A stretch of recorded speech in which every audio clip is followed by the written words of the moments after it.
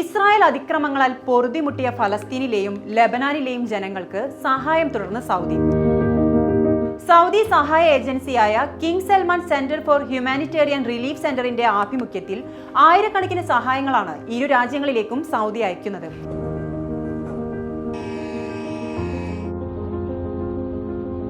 ഇരുപത്തിരണ്ടാമത് ദുരിതാശ്വാസ വിമാനമാണ് കഴിഞ്ഞ ദിവസം ലെബനാൻ തലസ്ഥാന നഗരമായ ബെയ്റൂത്തിലെ റാഫിക് ഹരീരി അന്താരാഷ്ട്ര എയർപോർട്ടിൽ എത്തിയത്.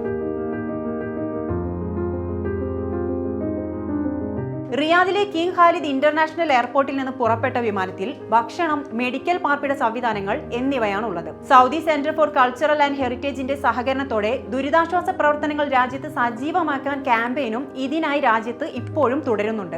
അതേസമയം ദുരിതാശ്വാസ സാധനങ്ങൾ റഫേൽ ഇസ്രായേൽ തടയുന്ന അവസ്ഥ തുടരുന്നതായാണ് റിപ്പോർട്ടുകളുള്ളത്. ജീവകാരുണ്യ പ്രവർത്തനങ്ങളുടെ പരിരക്ഷ ഉറപ്പാക്കുന്ന അന്താരാഷ്ട്ര നിയമങ്ങളുടെ ലംഘനങ്ങൾ നടത്തുന്ന ഇസ്രായേലിനെതിരെ ഇതിനകം ലോകരാഷ്ട്രങ്ങളുടെ പ്രതിഷേധവും ഇപ്പോൾ കൂടുതൽ ശക്തമായിരിക്കും. ഗസയിൽ അടിയന്തര വെടിനിർത്തൽ അനിവാര്യമാണ്. സാധാരണക്കാരെയും സന്നദ്ധ സംഘടനകളെയും സിവിലിയൻ കേന്ദ്രങ്ങളെയും ലക്ഷ്യം വെച്ചുകൊണ്ടുള്ള നടപടികളിൽ നിന്ന് ഇസ്രായേൽ പിന്മാറണമെന്ന് സൗദി അടക്കമുള്ള രാഷ്ട്രങ്ങൾ ആവർത്തിച്ച് മുന്നറിയിപ്പ് നൽകുന്നുണ്ട്.